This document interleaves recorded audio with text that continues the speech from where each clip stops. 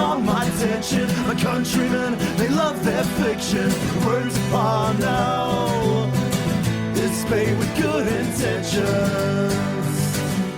Welcome back to 1 or 200, your independent New Zealand politics, foreign policy, media podcast. Choose your list of descriptors here. My name is Philip. You probably don't remember me.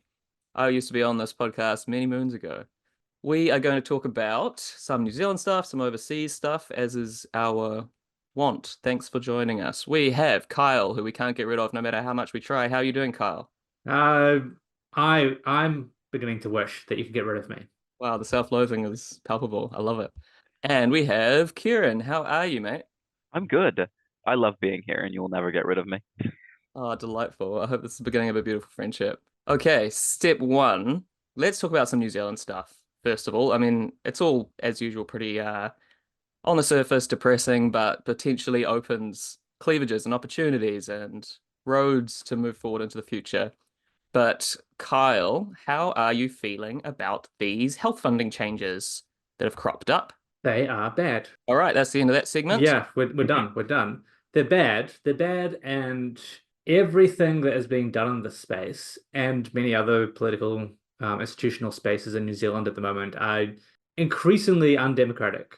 We said this right at the beginning of this government, like, wow, this isn't really democratic, and it's just got worse and worse.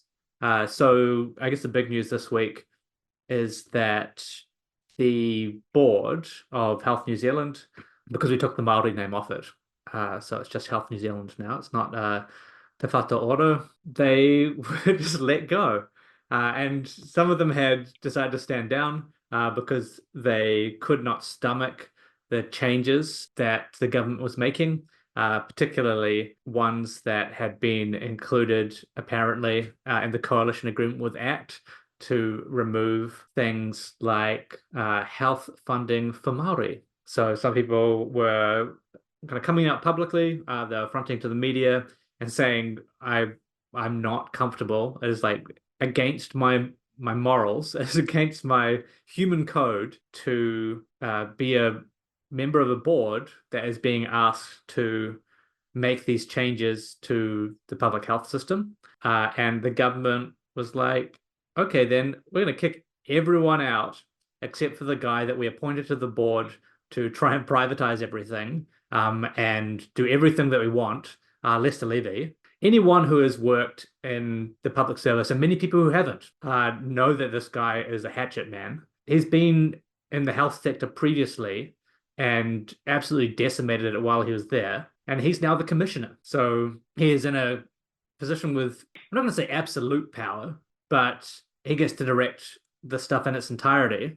And as far as we can tell, he's just going to do exactly what his appointers require of him.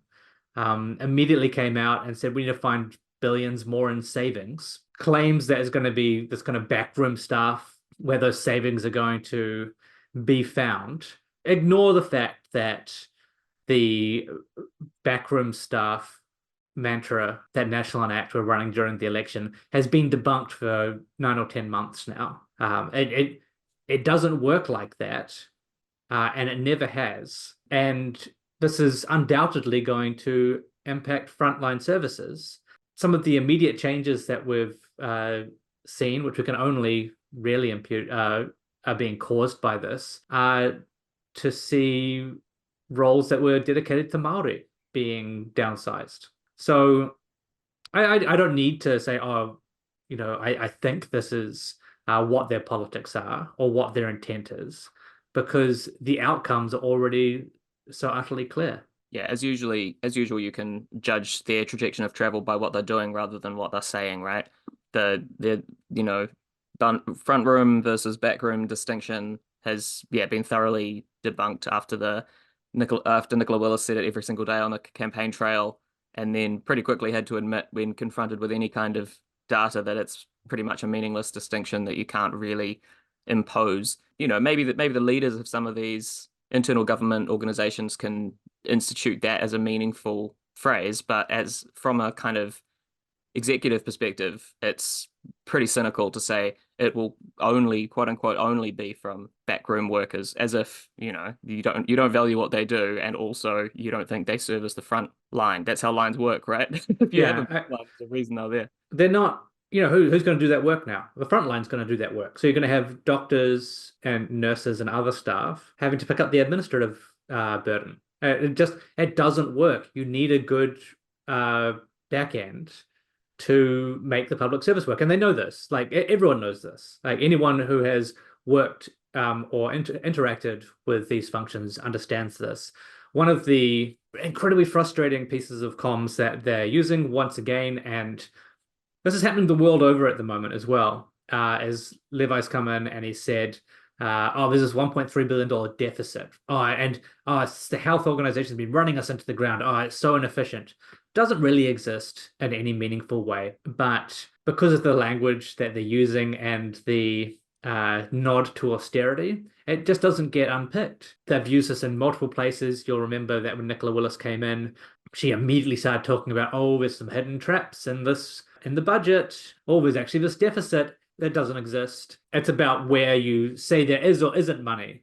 And then they use that to withdraw funding from public services under the auspices of saving money. And this is that big clue whenever anyone's covering this issue, as soon as a journalist or reporter talks about savings as far as public service cuts go, it's probably not worth reading anything that they write, because they're so subsumed by the neoliberal orthodoxy that they're unable to report on it in a way that actually makes sense as far as the outcomes go. They've bought the PR, and anything else they do is just going to be fucking useless at that point. We're seeing the same happen in the UK currently. UK Labour have come in, historic majority, and they're immediately saying there's a $20 billion deficit. And we didn't even know about this. Where could this have come from? Multiple clips being shared by left-wing commentators saying, we talked about this months ago during the campaign. But there's this unspoken agreement between political media and commentators and the political class that they just get to play it out this way. And no one really gets to ask questions about the way that this comm strategy is being used. Every government does this, right? Labour did it in New Zealand when they got in. Grant Robertson did the tour to the businesses saying, the books are in worse shape than we thought. And people just have to nod sagely and go, interesting. How much more money do you need from the back of my couch? It's all kind of theatre. Hipkins did it again when he became the leader, right? It was like, don't have as much money as we thought we did. Gonna have to do a policy bonfire. It was so performative.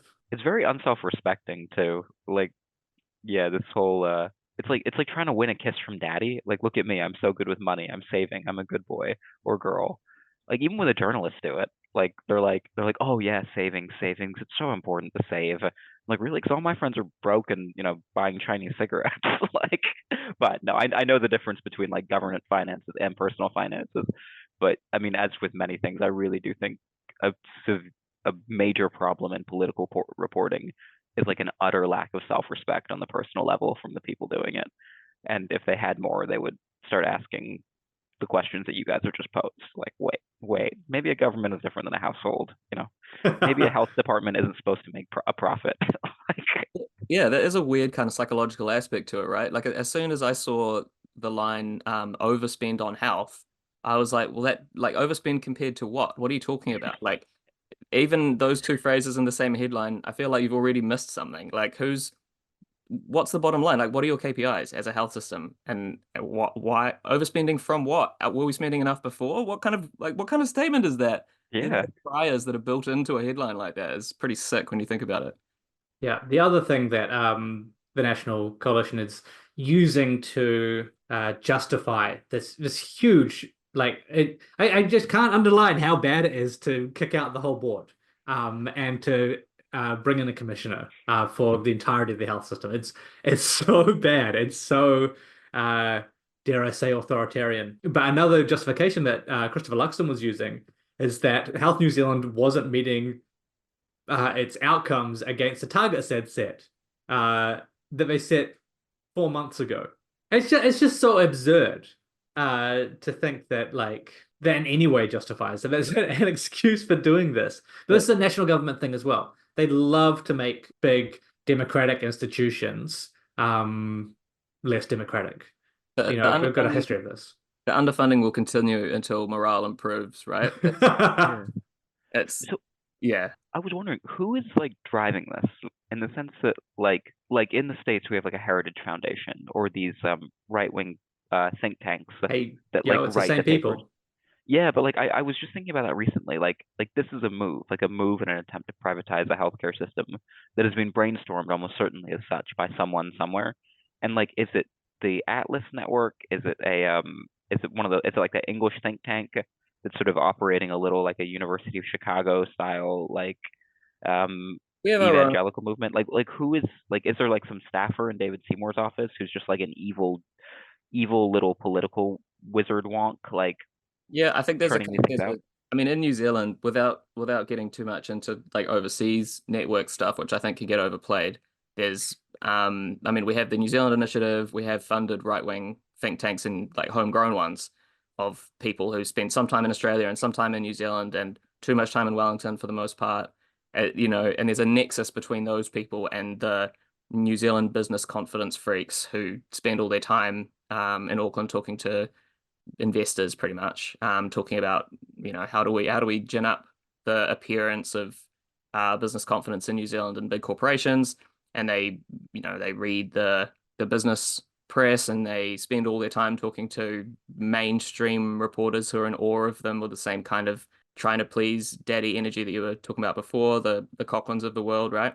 Yes, Um, I was thinking of him too. yeah, I mean, It was too polite to say pretty it, but yes. embarrassing. Yeah, so there's, I mean, we have our own kind of pathetic nexus in that sense. And I mean, that kind of brings us on to the abuse in state care investigation coming out the other day.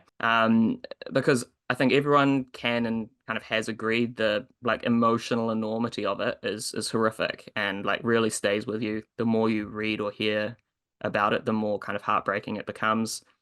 Everyone has a story, everyone knows someone, so I don't think we need to like, get into that side of things. There are plenty of like painful and incredibly meaningful stories to find if you want them. But I think what hasn't yet been fully kind of connected, the dots that haven't really been connected is going forwards as usual, right? Because it's very easy to kumbaya about like horrific shit that's happened for decades and is still happening, to be clear, right?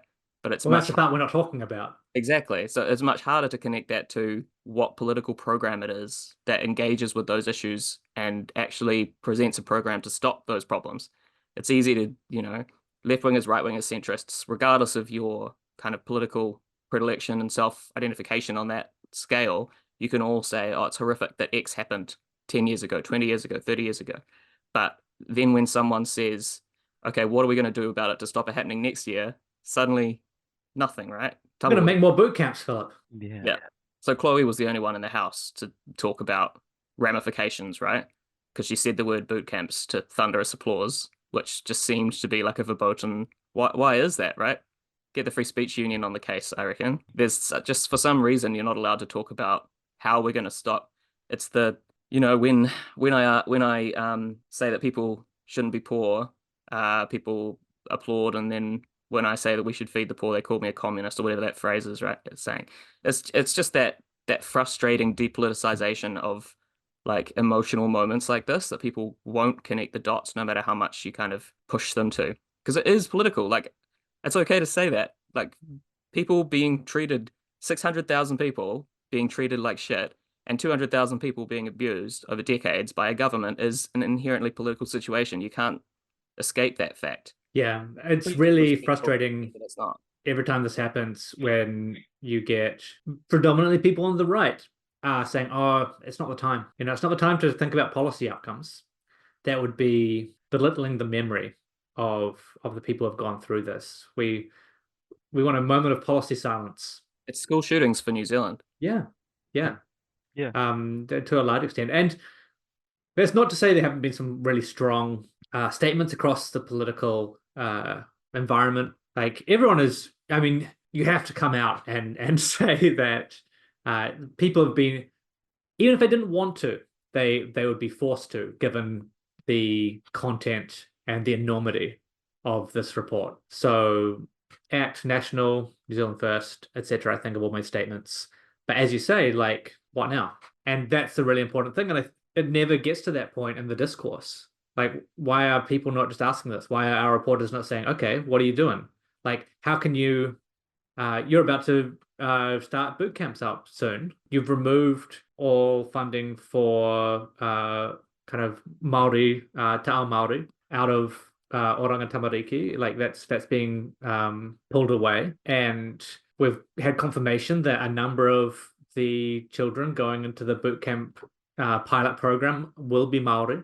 9 out of 10. 9 out of 10. How is this not going to end up in another? How are you going to ensure that this is not going to end up with further abuse of our rangatahi? And it's not being answered. It's not being, they're not front-footing on this. They're not joining those dots themselves in the political sphere.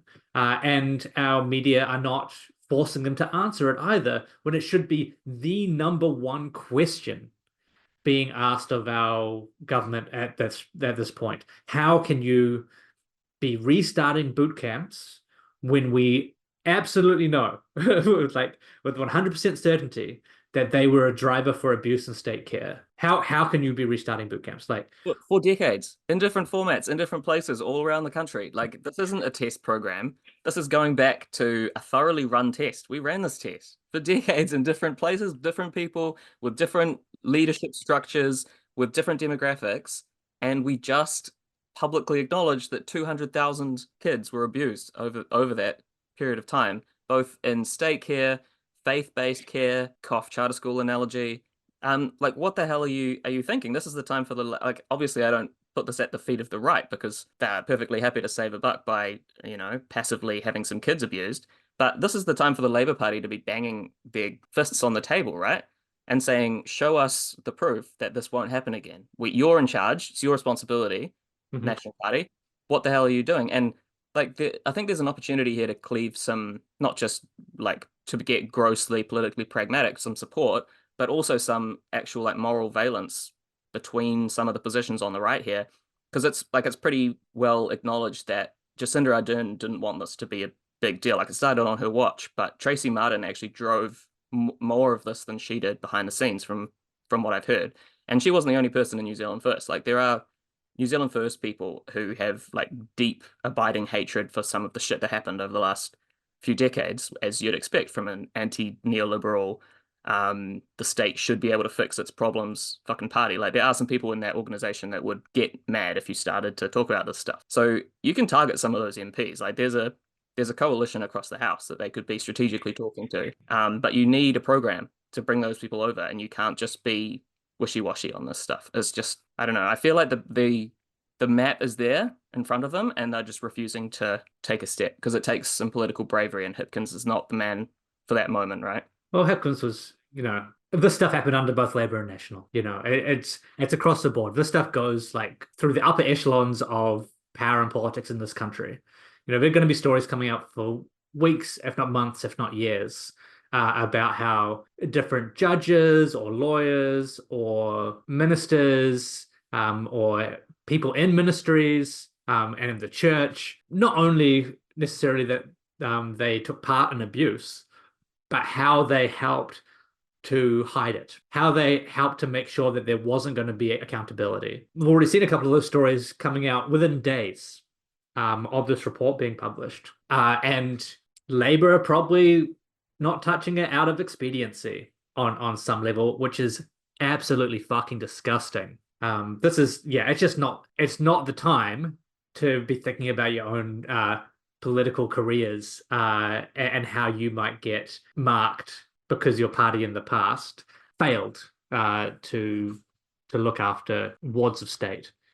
We've seen this coming down the line for a long time. This investigation has been going for a long, long time. Anyone in politics, any MP could take this and really stake a claim on it. Really just put a line in the sand on this. That would be very, very difficult for politicians not to have to take their side on. But everyone's fucking spooked. Yeah, I've actually been thinking about that, and I do think part of the problem is that this is like, and this strikes at the nerve center of a liberal contradiction in a colonial government, in that like these hostels and state care facilities are a direct continuation of the boarding schools that colonists would come, kidnap indigenous children into, and raise them in to both break their spirit and turn them against their own culture. Like that is ultimately the purpose of these systems, even if no one, labor or national, will admit that now. So to criticize this system, like one of the dark beating hearts of like colonial control, is to criticize the colonial government itself, liberal or conservative.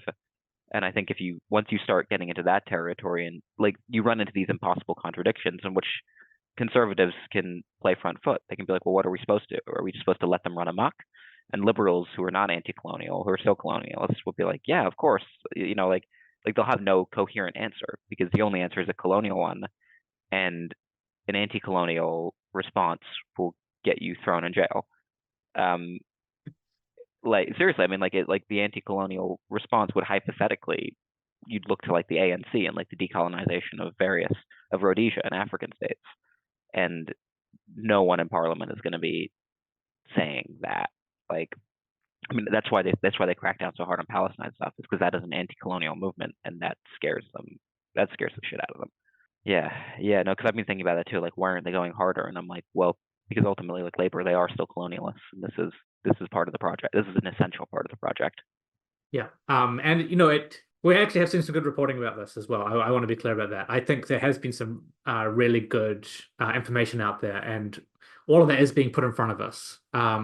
And alongside that, there have been good lines drawn between this and anti-gang rhetoric, for example. And I think we're and we're not in a good spot, starting to have more adult conversations about the ways in which we set up these institutions, as you say, to destroy indigenous peoples. That then goes on to create further societal unrest. Like there are some harrowing and heartbreaking stories from people who are in gangs, or whose family were gang members, who had no other community coming out of state care. They'd been so broken by their experiences. And I think having some of those stories and have them quite public from quite high profile people is going to be very helpful to helping people understand exactly how that pipeline works, and hopefully pulling the covers off the anti-gang rhetoric that both Labour and National frequently indulge in to kind of push up their anti-crime credentials. Yeah, I think you're right, and I think also like it's a two-pronged thing where like you can win liberals over, because liberals are like colonialists with a conscience. Like you can win them over on the conscience side, as you guys said. Like you can say this is bad, and the question is, what do you do about it? And this is where it gets tricky. And I don't necessarily not have faith in people here, but like it's going to peel liberals into leftists, where it's like the answer to this is that like you're like really recreating and integrating society where this kind of stuff doesn't happen is going to cost you something. Like you are not going to be able to maintain this like unprecedented quality of life. You're not going to be able to have like 3 houses and like rent out 2 of them. Like you're not going to be able to jet off to Samoa whenever you like. Like you're not going to be able to get year-long produce available at the supermarket all the time. Like you're going to lose something.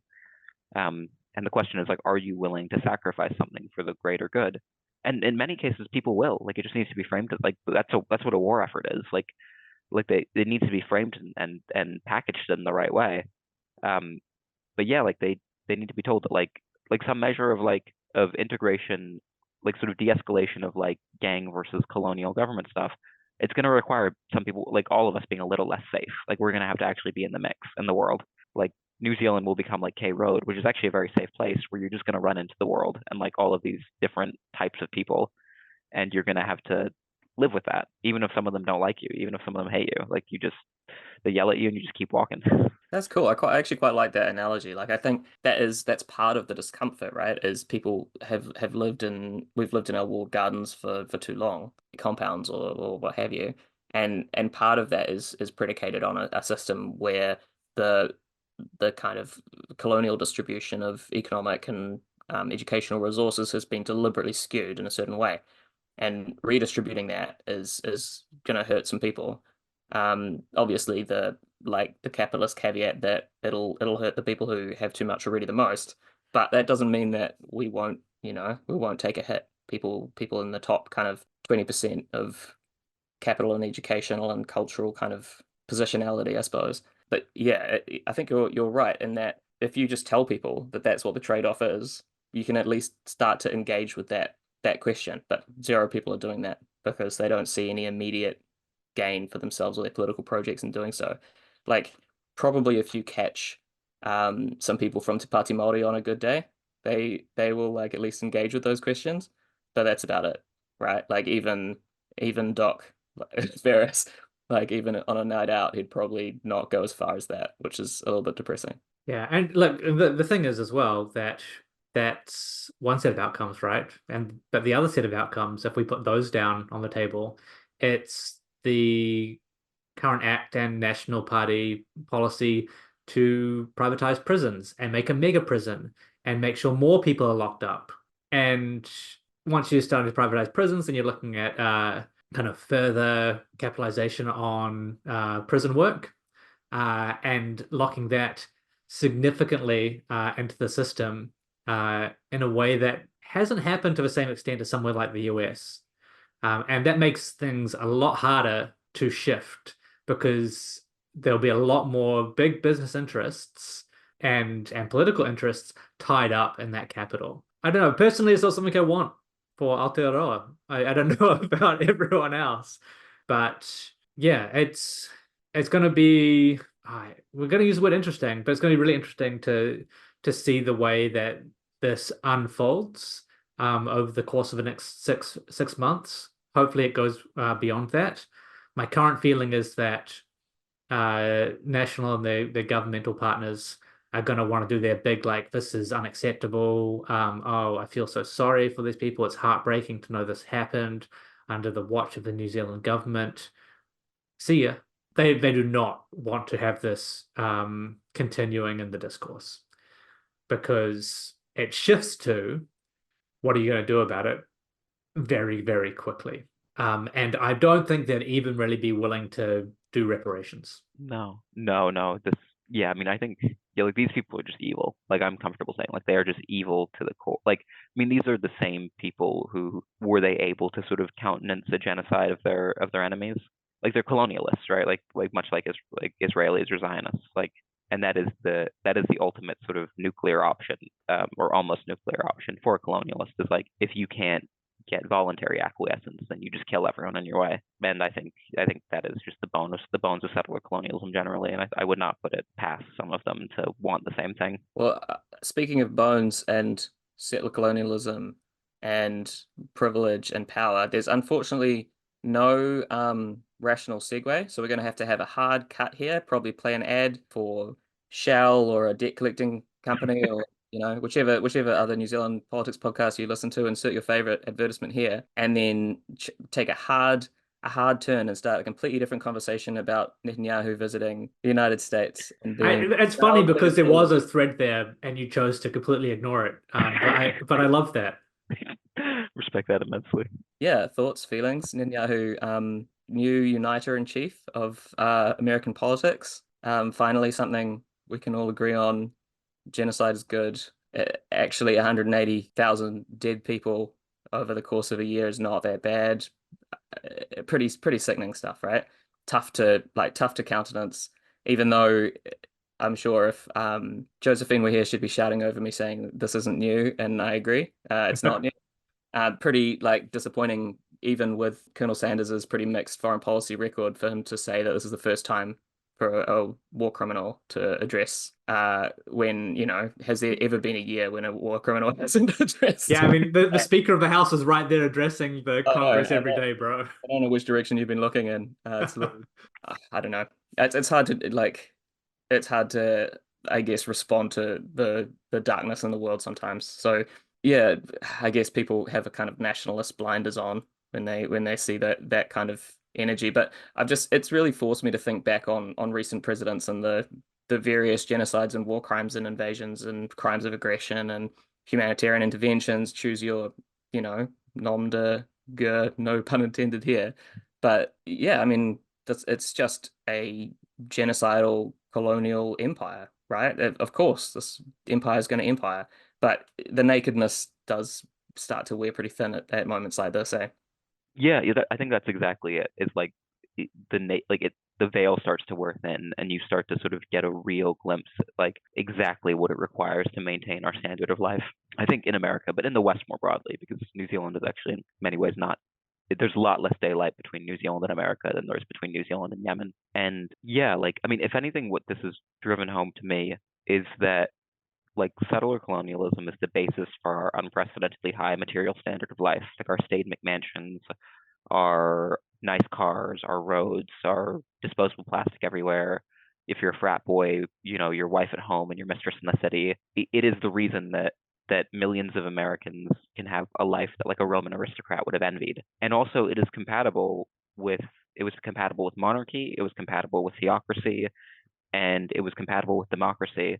But democracy is just a historical blink of the eye in terms of this like continued material quality of life, like imperial settler colonial quality of life. And I think we're being reminded it does not have to be this way. Like they are reminding us like democracy is a little treat, but these are the real bones of the world. And if you don't play along, we will take democracy away. And the colonialism will continue, which is sort of, I guess, in many ways what the threat of Trump represents. Just take away democracy and leave the Mar-a-Lago McMansions. Because if he wins, he probably will try and become a dictator. Like, and his fans know that. Like, they're okay with that. Like, just so long as their quality of life is maintained, like they get their Ford F-150s and their nice big houses. They're like, yeah, we don't really care if we get to elect the president or not. Like we're not allowed to say he might become a dictator because it might that kind of rhetoric it leads to political violence. This is a guy who says like, I'm gonna lock people up. I'm gonna lock up my political enemies. I'm gonna maybe you should kill some of them, and I'd pardon you if you did. Like, no, my man, like, come on. Who's doing the rhetoric here? There's definitely a little bit of chickens coming home to roost after, watching the economic rise of China for 30 years and Americans very high-mindedly saying who would trade democracy for increased standard of living. Very disappointing oriental subhuman kind of nonsense, right? And then, the tiniest opportunity for a maintenance of an unsustainable empire for another term rears its beautiful head and they go, oh, change my mind. This rules actually. Democracy's bad. And we just need to continue to extract another 4% unsustainable growth while, despoiling and ruining the environment of the world and crushing people under our jackbooted heels. The problem is that the global south took advantage of us taking advantage of them. And so what we need to do is make sure they can't. It's pretty horrible stuff, right? Yeah. Like there is hope, I think, within what Marx would have called like the lumpenproletariat, which is like the underclass, like people who work minimum wage jobs who are in and out of prison, not the middle class, right? Because like the middle class, like they have something to lose. So the George Jackson Brigade, which was a militant group made up of lumpenproletariat people that blew up a lot of FBI offices in the 70s during the Vietnam War, they had a criticism of the Weather Underground, which is the more upper class, like university-based revolutionary group. And they were like, you guys are never going to be real revolutionaries because you all want to be lawyers one day. And like once you have that incredibly comfortable quality of life that is contingent on playing ball with the system, like you will have something to lose. Like the George Jackson Brigade was made up of people who are like constantly in and out of prison and like mechanics and really poor working class people. And there is some merit to that. Like they are right. Like I love going to Bear Wine Cellar and eating at Rose's Dining Room and getting Ubers places, and like I love my little treats like everyone else, and I don't want to lose my treats. Like I don't want to go to jail. I'm not saying that, how do I put that? Like, I'm not saying that morals don't demand giving up certain things, but yeah, like we are not the vanguard of any sort of like anti-colonial movement. Like people like I think we take a different role. Yeah, yeah, and I don't know how things are going to play out in the States. Like I think it's just a teetering Jenga tower on the precipice of collapse. One of the things which has become more and more clear is this. You were talking about a gap there between the middle class and more working class people, but there's an even bigger gap between everybody and the political class at this point. Yeah. And the way in which, there are a bunch of arguments about this. Oh, like not everyone was there in Congress. Some people chose not to show up and protest, blah, blah, blah.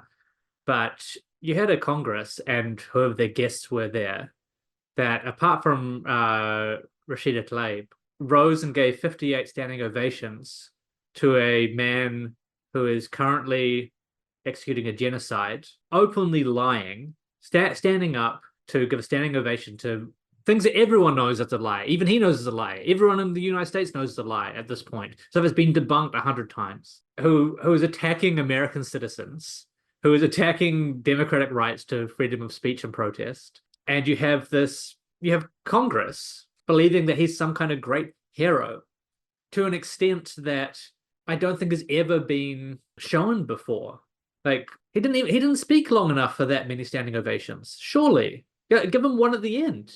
But every fucking punchline he had, they're on their feet. And even in the US, where the US electorate of all the Western nations is perhaps one of the most blind to the horrors that their country enacts on the rest of the world. Majority want a ceasefire in Gaza. Like more and more their people there believe that a genocide is ongoing, and this is who represents them. Like that's the cleavage. I'm not sure how that particular part pans out, because a lot of those people are already fascists in their heart, and that goes the same for people who are outwardly liberal or whatever. If you're doing this, if you believe that, even if you believe that, what Israel is doing is wrong, but it's expedient for us politically to support it, you're fash. I'm sorry. Like I don't care if you kind of cower away from that and say, oh, it's too bad. There's nothing we can do. You've chosen what outcome you want. And how that shift occurs between how either middle class, working class, other kind of broad electoral groups or demographics end up with representation, political representation, decision-making representation that actually represents them. One, I don't know how that really happens under the current system. And two, that's going to be more than people losing a few treats. I was just going to say, I'd like to award this podcast the 2024 Award for Innovation for being the only politics podcast in the world to last going on an hour without saying the word Kamala in history. You all get tiny gold cups. If you're listening to this, congratulations, you're involved. We'll send you a check in the mail for one tiny gold cup. On receipt of it, please come and fill it up with champagne and celebrate with us, because we're doing this shit backwards, yo. We're horizontalists now. So yeah, I mean, which Hydra head is gonna lead the continued colonization of the Middle East and the end of Western imperialism as we know it over the next 20 years, right? What fun, what a hilarious and entertaining diversion from real politics to talk about an election. It's so adorable, Americans and their little games that they like to play. Yeah, but I mean, we probably should round out by bringing that into the mix, right? Big D democracy as opposed to real democracy. The Big D Democratic Party seems to be undergoing a bit of hopey changey stuff, to coin a phrase that won't take on. Yeah, what do you guys reckon? I mean, I have mixed feelings about it.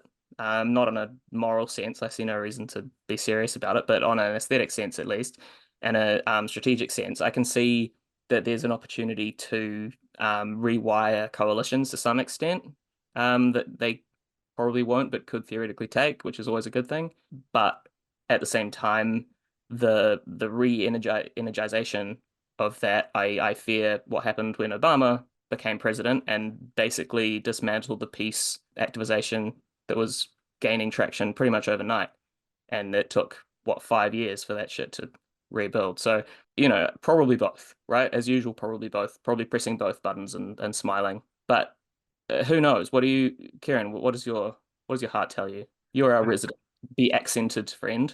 Yeah. You get some lived experience privilege in this discussion. Yeah, well, I think my lived experience privilege. Honestly, it's not just being an American. Like, I have a very weird framework as an American, which I've been both a communist and sort of traveled within those communist circles, some of which I can't talk about. And I was also raised rich and like with a mother who was in many ways effectively a socialite. So we would summer with like billionaires in the Hamptons. So I have like personal knowledge of what they think and talk about, like the editor of Foreign Affairs magazine and like real estate moguls and all of that. And how that trickles down to the bottom of society, like economically speaking. Kamala is a loser.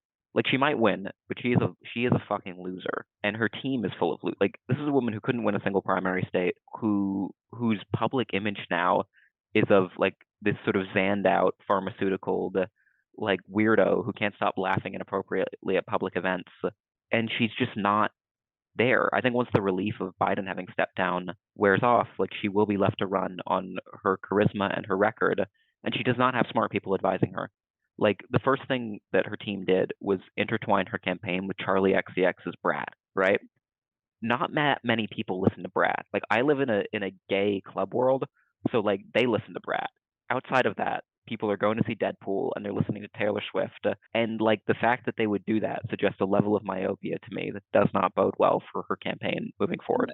It makes Hillary Clinton sound well adjusted and connected to the everyman when you hear strategic choices like that, right? Honestly, I don't think Hillary Clinton. Well, actually, no, I was about to say I don't think Hillary Clinton would do that. Then she would like throw fundraisers with Lin-Manuel Miranda, like, but she could still win. Like, everyone I know who is considering voting Democrat is doing so out of fear. Like, I think the Hopi changey wangey stuff is not real in the political climate.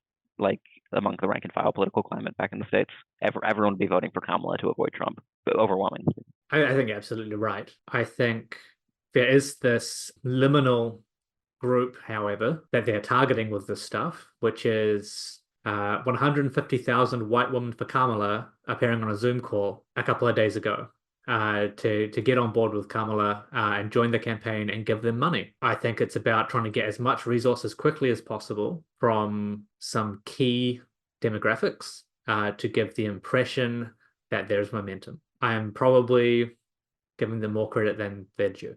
No, I think that's exactly what they're doing intuitively, and I think I think what they're trying to do is like mobilize the kind of like blind devotional faith of what we would call like Stan Twitter or like Stan culture. No, that's it. Which once upon a time would have been like berserkers setting themselves on fire in service of like a religious crusade. We actually call it the K-Hive. The K-Hive, yeah, no, but like some of these and I think one interesting thing to me that I've noted is like when juxtaposed against like real politics, like genocide and imprisonment and starvation, I think this more than anything is going to drive home to people like exactly how mentally unwell like that sort of blind evangelical fandom is. Like, they're really going to see like, oh, these people are not right in the head. Yeah, and I think this is going to be the big issue. You said Kamala's a loser, true. She might win or she might lose, regardless of that.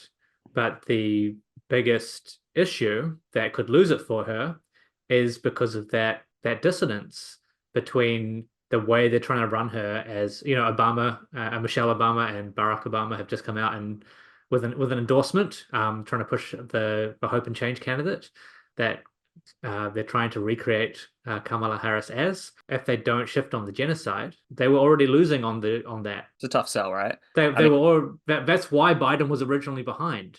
Yeah, well, they wouldn't acknowledge that. This is the difference, right? I mean, it's very quickly going to come back to the actual material outcomes between the different strategies, between center left strategy and a center right liberal strategy, which they're trying to kind of sublimate, and they fundamentally can't because they're different candidates that they need. You can't be both things, and we're too far down that road. So, Kamala Harris just came out and gave an almost full-throated endorsement of Netanyahu just after not watching him speak and, not explaining why she wasn't watching him speak. That's not But she did meet him in private.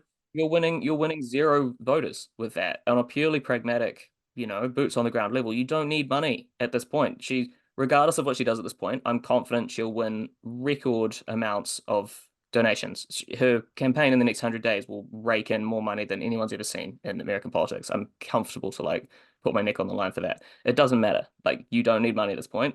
You need name recognition and you need voters. And you cannot get either of those things out there without changing something, right? You've been around laughing in the background about telling Guyanians not to come to Guyanans not to come to America, whichever country it was, I can't remember, one of the South American countries, desperately trying to escape despotic conditions and being bullied by Kamala. It's just low-hanging fruit, right? I mean, unfortunately, Trump's team has better operators. I agree with Kieran than Kamala's does. And if you refuse to break with the establishment that you've subsumed yourself in, then you're relying on the same track to victory that Biden had. And nobody was voting for Biden because they loved Biden. They were already voting out of fear, right? They were already anti-Trump voters. How do you gain one additional anti-Trump voter on top of what Biden had? That needs to be the strategic calculation in swing states. And I haven't seen any sign that she's doing anything to address that. You can gin up energy in New York and California as much as you want, mate. That is not relevant to the outcome of this election. You can gain another $100 million in donations. And if you don't knock on additional doors and get additional foot soldiers out in those swing states, you're not changing the outcome of this election. I don't know what your strategy is beyond that, right?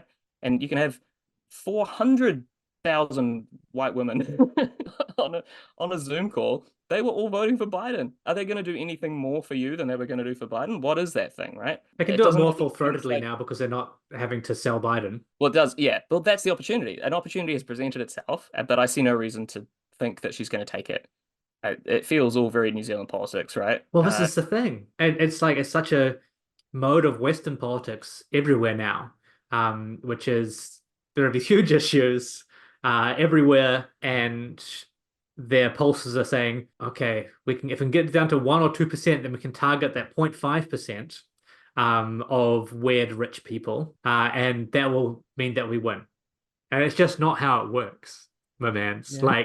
You're not going to be able to do it like that anymore. You need to tie us up with a sweep. You need to put this in the ground. One of the really fucking classic online US politics things that's already beginning to happen is anyone that is slightly to the left of Kamala, and that's not even very left wing, right? Who is saying this kind of stuff if Harris doesn't this happened this morning. Bernie Sanders is saying Kamala Harris might lose if she doesn't bring out some worker-friendly policies. Immediately, Bernie Sanders, that old sexist.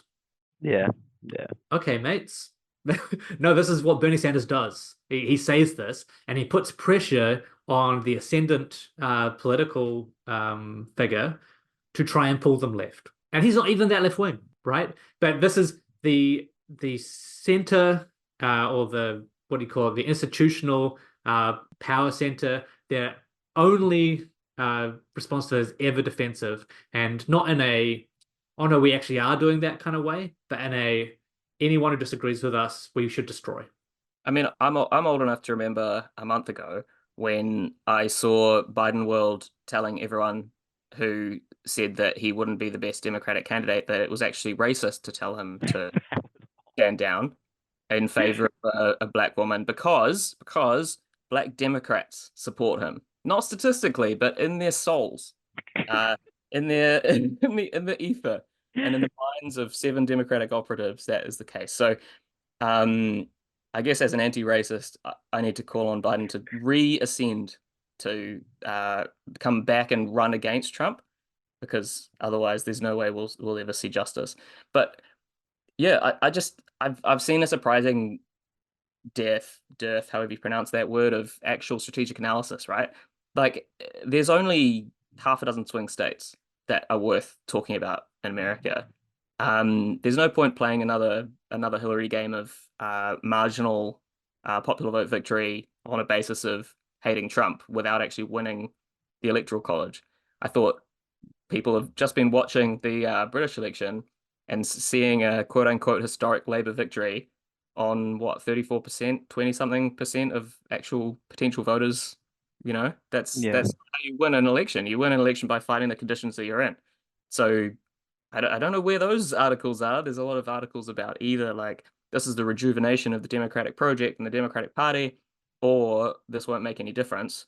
But I mean, I don't know. Where's the every woman on the street from Pennsylvania? Who's she voting for? It doesn't.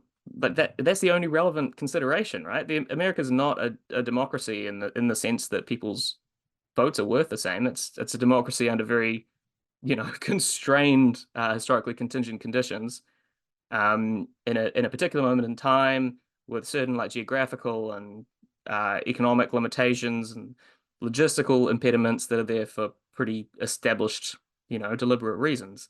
So I don't know, where's that analysis?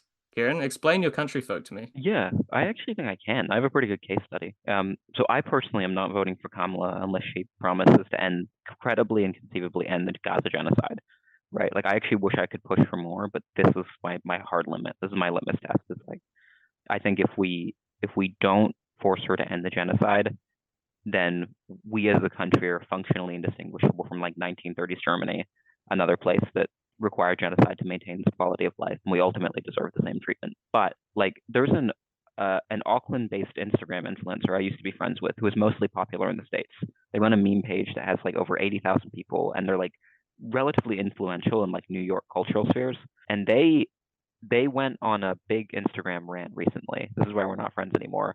Where they just, I think the only point I can make to their credit is that they were incredibly honest because they're gay. And they were like, look, like a genocide is happening either way. You guys need to stop criticizing Kamala and you need to like just shut up and vote for her because like gay rights are on the line, both in the States and by a knock-on effect here. And like they openly acquiesce to the idea, like no matter what, genocide is going to happen. Like we need to protect the gay rights that we have, like rights for me and my people. To be clear, this person is also relatively well off. Like they live in a house with a pool and it's nice. But like I think that will be the political calculus the Harris campaign is making. Anyone with sense, right? Is like, are there enough voters who will simply acquiesce to the idea that like genocide is going to happen no matter what, and they need to vote for Kamala, or like will we have to make our victory contingent on ending this genocide? And what I'm hoping, and the sense I'm getting, is the uncommitted movement, which had 100,000 voters in Michigan, and key numbers across swing states. Swing states like Pennsylvania, which Trump only won by 25,000 votes, Ohio, which he only won by 40,000 in the 2016 election. We will hopefully collectively threaten to make our votes contingent on Kamala ending the genocide. And in Michigan alone, like that's enough to lose her, the state, and probably in Pennsylvania, probably in Ohio. So I'm hoping that they can organize on that front. I think they already are. Like they're presenting a plan or a list of 4 demands. And then we can just threaten to withhold our votes unless she meets those demands.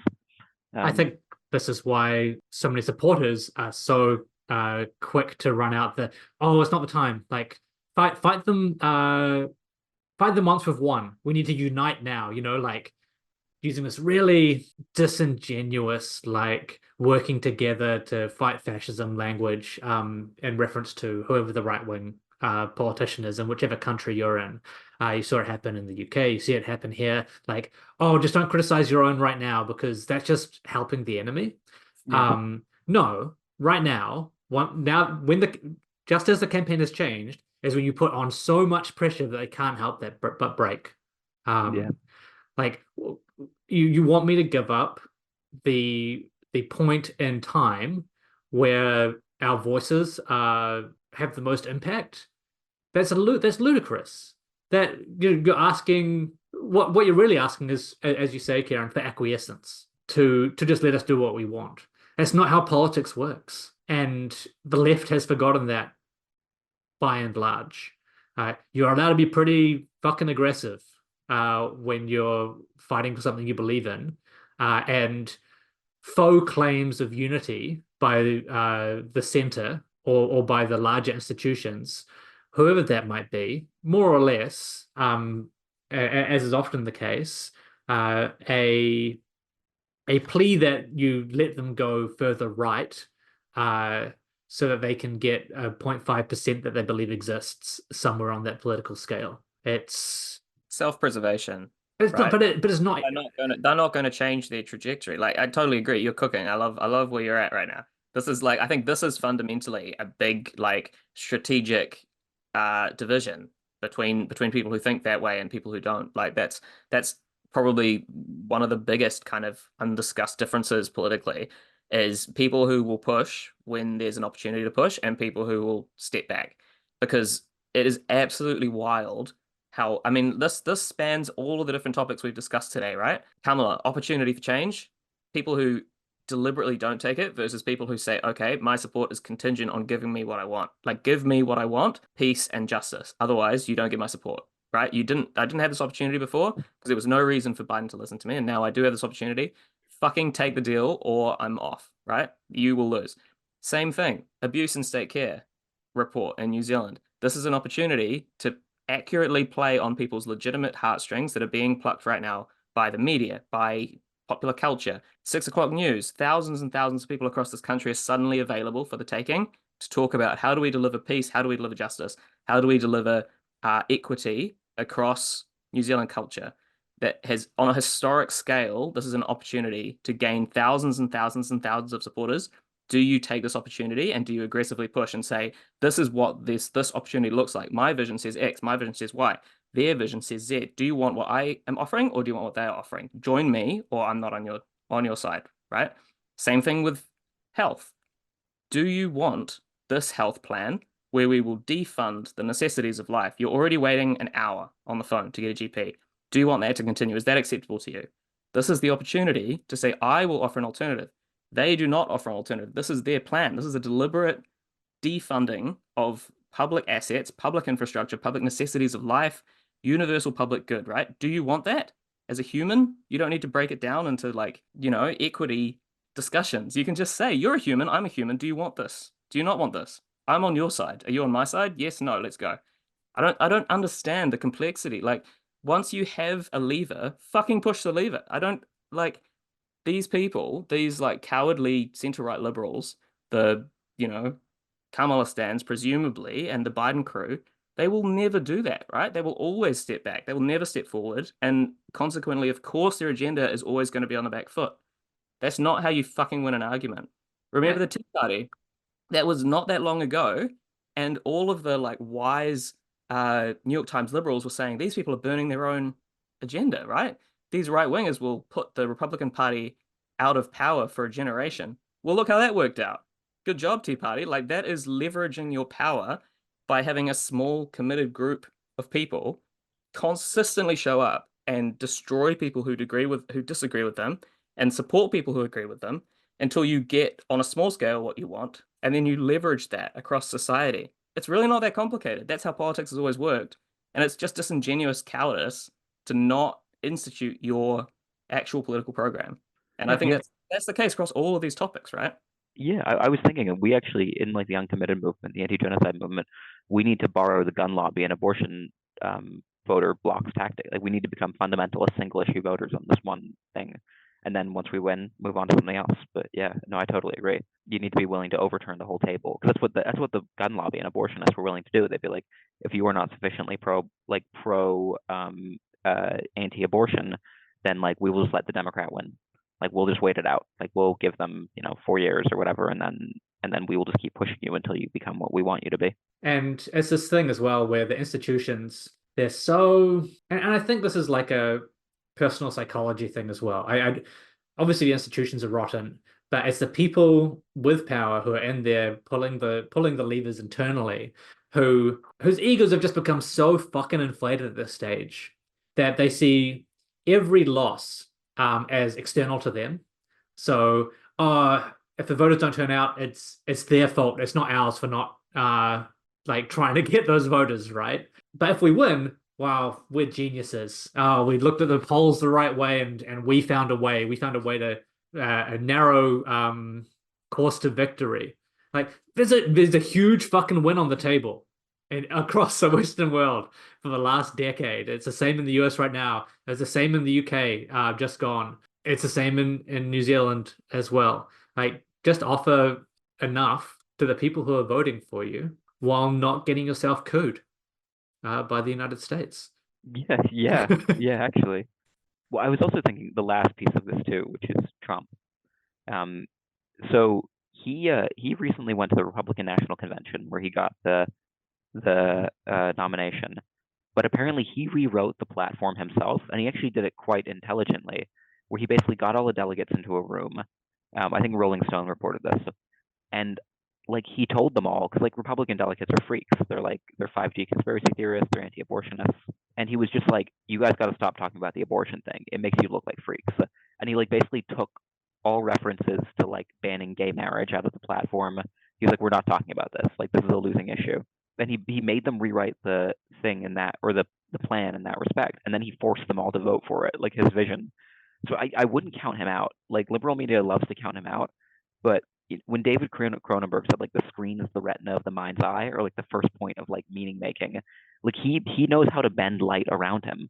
Like the screen, like the retina, it like And is the and first point of bullets apparently. Congratulations. sorry. And bullets apparently. Well, that's what I mean. I would say like so he gets shot.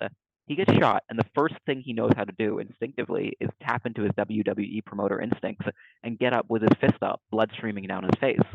Like Kamala or Biden could never do that. They would hurry off stage. They would run in fear, and he understands like that's what you like. You get the shot, pun intended. Like you get the image. Um, and yeah, like they keep on discounting him out, and I'm just like, don't do that. He's a wizard. Like he knows how to bend light like a wizard, and she's a freak, and like she's a loser. Like Yeah, the thing that will pull the Republicans down is all the people who are more freak than Trump. yeah, Like people are, he's so bad, he's taken over the Republican Party. That's probably better than some of the other people who could have. Like, yeah, just look at his running mate. Like, so much worse than Trump. yeah, Like, so much worse than Trump. Like, that's a wild fucking thing to say. Knows how to probably on the face of things appear more like a liberal. But as soon as you get him, like, in a place where he feels comfortable to be open about, like, or at least somewhat more open about his views, there's just been stuff popping up all week. Like, yeah, apparently Trump is now like, why did I choose this guy? As Kieran's saying, like it's because Trump does have like very specific aesthetic populist instincts. Like he knows when someone's a loser. Uh, this time apparently he was convinced by Peter Thiel and Elon Musk and all the brain geniuses of Silicon Valley to pick this guy Mm, because it's an easy win, right? Over fucking dying Biden. It doesn't matter who you pick. that's the It thing. doesn't yeah. matter. Whoever. Just Dying Biden. That's a good one too. pick some loser who'll just hang in your shadow and not like take any of your limelight. But unfortunately now it's going to be an actual race, not necessarily more competitive, but it's going to be a more like studied race, right? So suddenly it's an issue that JD Vance is also a piece of shit who is like a liberal media darling and basically an author, and interestingly has basically the same life as Kamala Harris. I don't know if you guys have noticed that. It's quite Yeah, interesting fact, he's got an Indian wife. Like he's got right? like an Indian like a Silicon Valley hotshot lawyer wife who he met at Yale. Like Yep. I mean, him and Kamala are basically the same person. I don't know why that hasn't been. I'm the only person who seems to have noticed this as an yeah, But um, and I was going to say, as also as an objective centrist, I listen to several like US podcasts that have like left and right people on it to Disgusting. like indications of where people are at. And the consistent complaints about Trump over the last year have been he's not anti-abortion, he's not pro-life consistently, and it's not about values anymore. Like it used to be a values issue the first time that he ran because he obviously doesn't give a shit about abortion, right? He's just trying to get elected. But this time it's about his position is actually different from the majority of powerful people in the Republican Party. Like he basically wants to leave it up to states. He has pretty much the status quo position when it comes to abortion. He's not going to change that shit. He doesn't support the 2025 Heritage Plan, no matter how much Kamala's team keep trying to tie him to it. He's explicitly said like half a dozen times that it goes too far and it's radical and it's by like nerds who work in think tanks. And he's right, it is. It's by right. nerds with glasses on. Like Trump's not that. He knows how to present himself in a way that isn't Republican heavy. And they don't like that. So like he doesn't have much enthusiasm on his side, which again is an opportunity that the Dems aren't taking, but they don't know how to because the type of Republican they're appealing to are the Mitt Romneys from 30 years ago when that was a coherent Sorkin-esque world, right? But they're just Yeah. so out of touch. And the quote unquote leftists who have some degree of cultural cachet in their whatever twisted political excuse for a society in the States, all have the same issues that are like 90s based issues. It's like we're living in the past. There are all these older Gen Xers who think we're running a 2008 campaign again, when even in 2008 that was already a lie. I don't understand. Sorry, Kieran, I'm not trying to make you account for your people, but US political culture's fucked, man. Yeah, no, it is. I mean, we are the global hegemon, and I think everything you're saying is right. Like, again, I have been thinking a lot about that Cronenberg line lately. Like, the screen is the retina of the mind's eye, just because Obama won specifically because he capitalized on the shift from television and newspaper to social media. Like, he was before Trump the most successful social media candidate, and like, again, like a retina is a point of processing. Like, he understood that the television's job and then the phone screen's job is to feed you like a rhythmic, comforting interpretation of a world that is otherwise like terrifying in its immensity and incomprehensibility. And he like Trump had an instinct for that. Obama and Trump have a lot in common, I think, in that respect. And Trump has that too, and Kamala doesn't. And I think if Trump like drops JD Vance as his running mate and picks someone more palpable, like that will be an instinct to me that he could still win. Like he knows what he needs to do to win, and he could do it. Like he's Trump. Like he could do that tomorrow. He could be like, actually, this guy's a freak. Like like I'm picking someone. I would bet on normal. that, honestly. I would say more than 50% odds, unless JD Vance massively changes who he is as a person, which I don't see in the next month, he's going to get rid of it. Because this guy is fucking a couch. I don't want anything to do with that. Did you hear this? Nobody told me this. It's the Darlene Tanner situation. Actually, I didn't know who this guy was until just now, and apparently he's been bad this whole time. So, like, because, like, A, he needs the headlines, right? He's lost the momentum. And B, JD Vance is gaining him 0 additional voters. If anything, he's losing in marginals in every single category. And C, like, Elon Musk has now said that he actually never said he was going to give him $45 million a month. That was fucking funny. Super PAC. So, too bad. Like, what are you gaining for this? Nothing. Yeah, it's so funny to see him get musked in the way that like every company gets musked, which is like promise a lot of money, and then like Elon Musk can't even help himself when it's like good for him. Like he like it's just in his nature. Like his thing is to promise you an unsustainable amount of money and then just stiff you. Like or impossible solution, right? Yeah. The overpromise and underdeliver is like the main thing that him and Trump have in common, right? That they're just so addicted to it, even when it's not necessary. They have to do it. So they are. So embarrassing. Let's Well, we should wrap, team, because that's been 7 hours of honestly pretty satisfying philosophical conjecture about today. Thank you, Kieran. Do you have any final Cronenbergian thoughts for us? No, just thank you for having me, and nothing. I'm watching like the rest of you guys, watching and waiting. I love that for us. Oh, actually, no, I have a plug. Papa Town Hall, August 17th. We're having a People Against Prisons big town hall meeting. I will post about it online, but it'll be at the Ellen Melville Center, and people should come. Awesome. What time? People. Good question. 1 to 4 p.m. Awesome. Put in your diaries, team. That sounds worthy. I love it. Kyle, plugs. Sign off.